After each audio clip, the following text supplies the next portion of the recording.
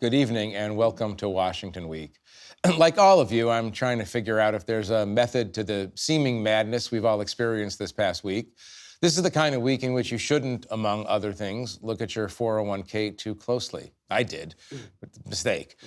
Donald Trump, a famously transactional president, apparently believes quite deeply in something few economists believe, that high tariffs are the key to strengthening the American economy and American society. Joining me tonight to discuss this belief and its consequences are Zolan Cano-Youngs, a White House correspondent for the New York Times. Jonathan Karl is the chief Washington correspondent at ABC News. Ashley Parker is my colleague and a White House correspondent for The Atlantic. And Tarini Parti is a White House reporter for The Wall Street Journal. Well, so if you guys are all here, who's at the White House? I don't even get this.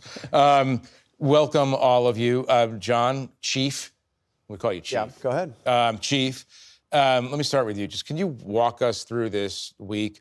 Jamie Dimon referred to the considerable turbulence that we're experiencing, and he says it doesn't seem to be going away. How did we get here? I mean, it's considerable. It was 1 week ago today that Donald Trump declared, my policies will never change. He did this after Liberation Day tariffs last week had resulted in a cratering of the stock market. We came into this week with not just a cratering of the stock market, but also a brewing crisis in the bond market, interest rates going up, signs that those policies that Trump said would never change were actually threatening us with not just a bad stock market, but with a potential economic meltdown, the dollar going down, interest rates going up. Trump said, point blank, I know what the hell I am doing. But by Wednesday, you had this abrupt reversal that he and his top people said wasn't going to happen. A 90-day pause, not in everything, but in most of his reciprocal tariffs, all of those not tied to China, except there's a 10% tariff on the rest of the world. So look, bottom line, at the end of the week, where are we? Gold is at a record high. Consumer confidence is very close to a record low. Stock market is down. It came up a little bit, but it's still lost more than $2 trillion in value since Liberation Day. You keep saying Liberation Day like it's an actual holiday or That's something. the way it was treated. I know. Liberation Day in the Gulf of America. Tarini, did Trump blink? It does seem he blinked on the reciprocal tariffs. I mean, we keep sort of forgetting that the 10% across the board tariffs that John just mentioned, there's still a thing. You know, tariffs on China. The U.S. economy is so intertwined with China that the 145% tariff that we're now facing is also a huge deal. But on those reciprocal tariffs, he did blink. There's a 90-day pause. There are negotiations going on. The White House claims there are over 70 countries that want to make a deal. So we'll have to see what happens. But a lot of trade deals take time. So it's unclear how they're going to get this done. But at the end of the day, the president does believe in tariffs. There is going to be some, it is going to be a key part of his economic agenda. It is going to be something that he keeps. He's not going to blink entirely. But for now, on one specific part of his trade policy, he has blinked. I want to come in a second with Ashley to this question of this deep belief in tariffs. But Zolan, let me ask you first. You're all in the White House all the time. You're covering the White House closely. You're talking to people in the White House.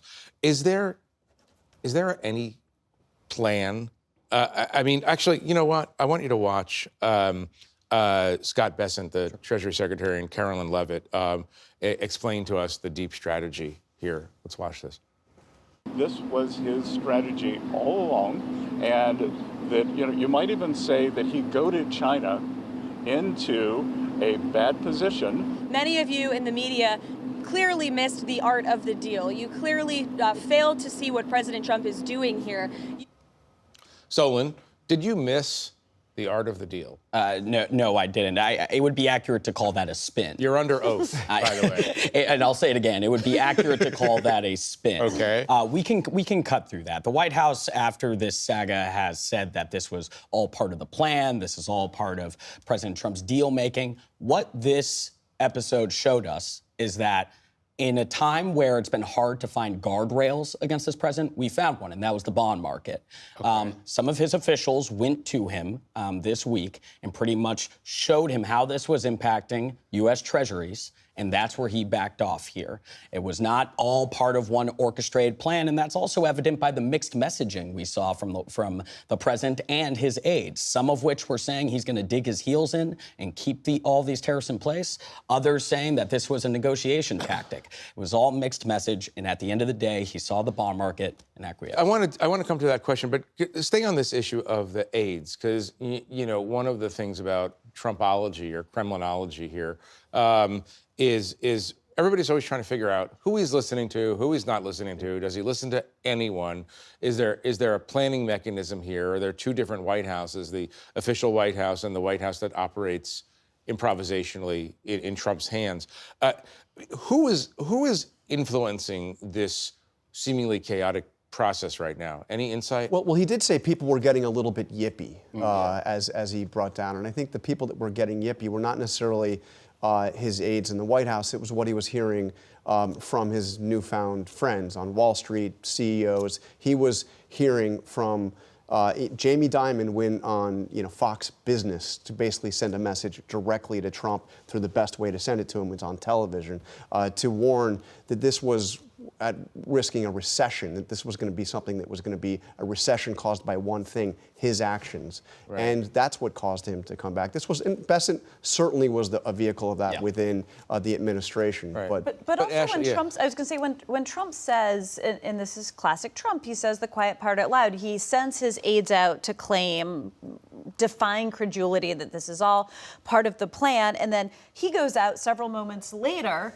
and reveals them to be liars when he says, well, people got yippy, people got queasy, so I changed my mind. He doesn't say this was all part of the plan. He basically makes clear that on Wednesday morning, based on other signals, he aborted whatever ostensible plan there was to totally reverse course. Right, right. So just stay on this White House subject for today. Who is the most influential person in this other than Trump himself right now? We have seen that shift. So, for weeks it was Lutnick, the Commerce Secretary. It was Peter Navarro. They had the president. Peter Navarro is the famously hawkish trade advisor. They had the president's ear, but we've seen in the last few days the sort of center of gravity here is shifting toward Scott Bessent, who's the Treasury Secretary. He's someone who the White House believes can calm the markets. He knows Wall Street.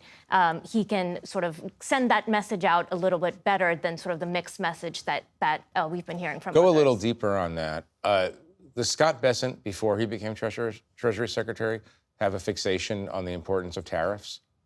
He did not like the others in the administration did, which is why on Sunday he was the one who went to Mar-a-Lago and talked to the president. What he did in those conversations is he focused on the number of countries that are willing to negotiate with the president. He sort of tried to make the art of the deal president talk about deal making and shift his focus from tariff this country, tariff that country into sort of making deals. Right. Ashley, come to this question of tariffs. I mean, this is a very transactional president, as we all know. It's hard to identify ideological or idealistic belief system. Tariffs are something that this man has thought about for decades. Yeah, that's true. He's not particularly ideological, but there are a few areas, immigration is one, trade and tariffs are the other, where you can go back and look at things he said before he even considered himself a possible political contender that he wrote in his books. Right. And tariffs are one of them because it goes to his core belief of never wanting to, on the one hand, he always paints himself as a victim, but he also never wants to be a victim. He never wants to having the wolf. He fears being a victim. He fears being a victim, right? And so he hates the idea that anyone is taking advantage of him or taking advantage now of his country, of the United States. So tariffs also go back to that deal making of he does not want America in his eyes to be getting a quote unquote bad deal. And he fundamentally, despite not having a particularly clear ideology on a number of things, he fundamentally believes that trade imbalances mean that America, is getting ripped off. Yep. John, explain that. First of all, I would say that trade is more, protectionism is more core to him than immigration. I mean, this is the thing. His worldview, so much of it is set in the 1980s and early 1990s.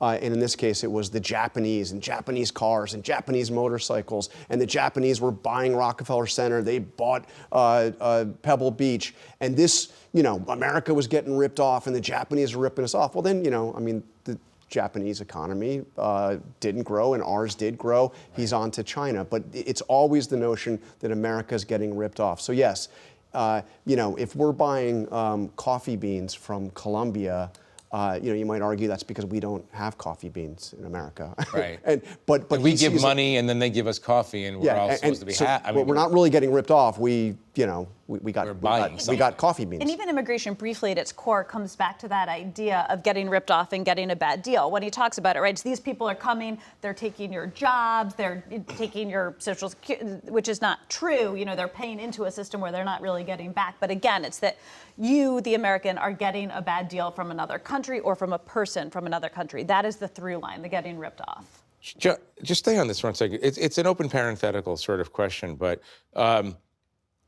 does he have beliefs? All of his beliefs, or these core beliefs, all date back 40 plus years. Yeah. Does he have new beliefs? Do these beliefs change over the decades? I mean, you've written books about them. Yeah. Well, I guess his belief in the 2020 election being stolen was a. No, he knew that it was stolen in 1990. Yeah. No, but so much of his worldview was truly set in the 1980s. 1980s New York City real estate. Yes, 100%. That's why you go back and you look at old Trump interviews, and they're so revelatory about where he is now. I mean, the world has changed in countless ways. His views have fundamentally not changed on these core issues, and I think there is no more core issue to him than this notion of trade and the need for protectionism, and America's getting ripped off. Right. And we saw that in the 2024 campaign when his advisors wanted him to talk about, groceries, the grocery store prices, egg prices, but he was so focused on trade and immigration. Those are tariffs and immigration. Those are two things